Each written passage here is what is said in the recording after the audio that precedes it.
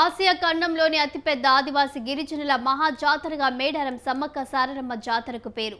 త్వరలో మేడారం జాతర జరగనుంది. ఈ జాతరతో మేడారం చుట్టుపక్కల గ్రామాలైన ఉరటం, కొత్తూర్, మేడారం, కన్నెపల్లి, కలవపల్లి, రెడ్డిగూడెం గ్రామాల ఆదివాసీ వ్యవసాయ భూముల రైతులు పొలాలకు తీవ్ర నష్టం వాటిల్లుతుందని నేతలు.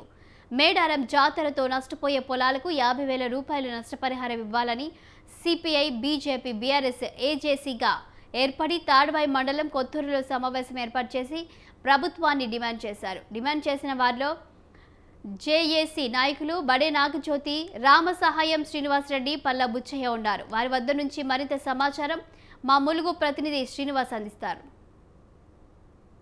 మహా అతిపెద్ద జాతరైన మేడారం జాతరకు కోట్లాది భక్తులు తరలివచ్చే సమయం ఆసన్నమవుతుంది. దానిపై మేడారం చుట్టుపక్కల ప్రాంతాల్లో ప్రజలు పంట నష్టపోయి అన్నమో రామచిన పరిస్థితికి వాళ్ళు అడుక్కునే స్థాయికి వచ్చింది. దానిపై విస్తృత స్థాయి సమావేశం అయితే బీజేపీ, టీఆర్ఎస్ కొన్ని పార్టీలు కలిపి సమావేశం నిర్వహించాయి. దానిపై మనతో మాట్లాడడానికి బీఆర్ఎస్ ములుగు జిల్లా కాన్స్టిట్యున్సీ ఇన్ఛార్జ్ బడే నాగజ్యోతి మనతో ఉన్నారు.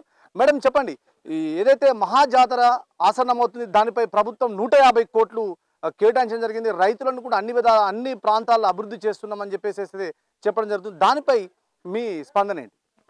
అన్న, మీరు అందరు చూస్తున్నారు ప్రభుత్వం చెప్పేటువంటి ప్రగల్భాలు. ఒక రైతుకు యూరియా ఇచ్చే దగ్గరనే ఆపసోపాలు పడుతూ ఉన్నది. సరే, మీడియాలో రాకోకుండా వాళ్ళు ఎన్ని చేసినా సోషల్ మీడియాలలో కూడా మనం ప్రత్యేకంగా చూస్తూనే ఉన్నాము. వాళ్ళు ఎంత కుట్రలు చేస్తున్నారు, ఏ విధంగా ఇది చేస్తున్నారు అనేది ప్రతి ఒక్కటి కూడా చూస్తున్నాం.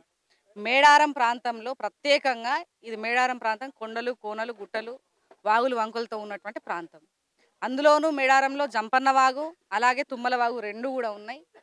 ఏదైతే వర్షాలు పడతాయో ఆ సమయంలో వరదలు వచ్చి మొదటి పంట నష్టపోతుంది. అలాగే రెండో పంట వేసుకుందామంటే జాతర వస్తుంది. యాసంగి ఏదైతే వేసుకుందాం అనుకుంటాం అప్పుడు జాతర వస్తుంది. జాతర వల్ల ప్రభుత్వము ల్యాండ్ తాత్కాలికంగా కొంత పర్మనెంట్గా అక్విజిషన్ చేస్తూ ఉన్నది.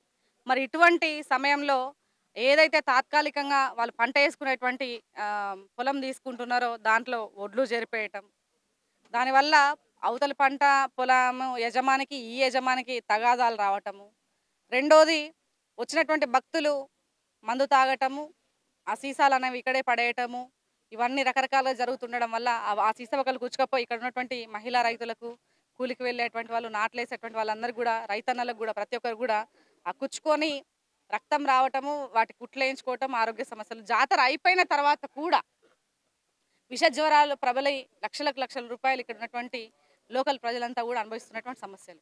ప్రధానంగా రైతులు అడిగేటువంటిది ఏంటంటే, మేము అన్ని రకాల నష్టపోతూ ఉన్నాము కాబట్టి మాకు రెండో పంట నష్టపరిహారము 50,000 రూపాయలను మాకు ప్రకటించండి, మాకు ఇవ్వండి, ఇచ్చి మీరు జాతర చేసుకోండి అని చెప్పేసి వాళ్ళ ప్రధాన డిమాండ్.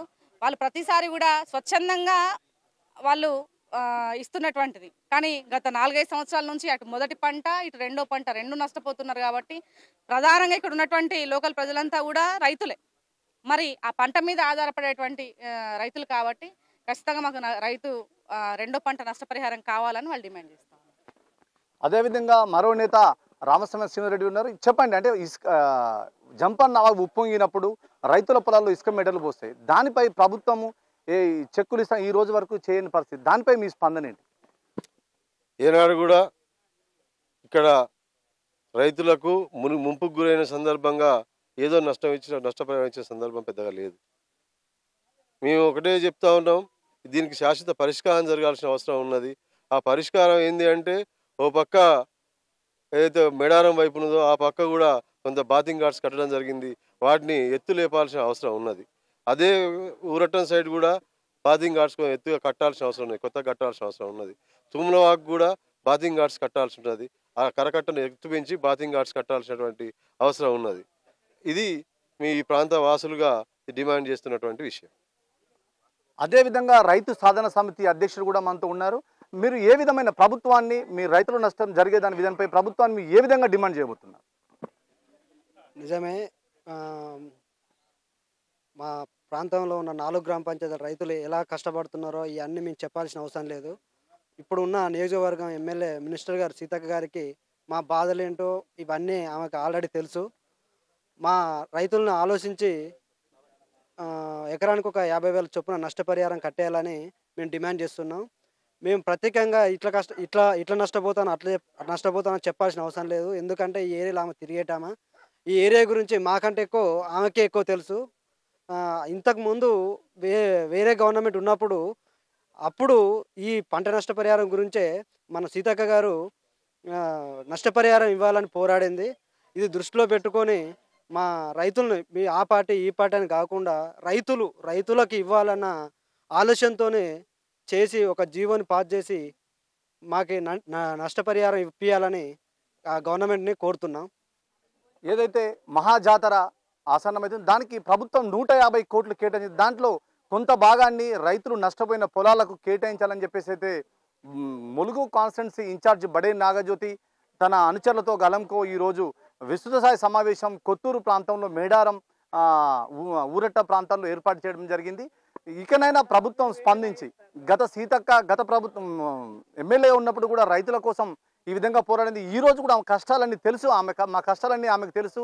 కాబట్టి తక్షణమే మాకు ఎక్స్గ్రేషియా ప్రకటించి రైతులను ఈ ప్రాంత ప్రజల్ని ఆదుకోవాలని చెప్పేసి అయితే ఈరోజు సమావేశం ఉద్దేశం అని చెప్పేసి చెప్పడం జరిగింది. కెమెరా పర్సన్ రాహుల్తో శ్రీనివాస్, స్వతంత్ర టీవీ, ములుగు, మేడారం.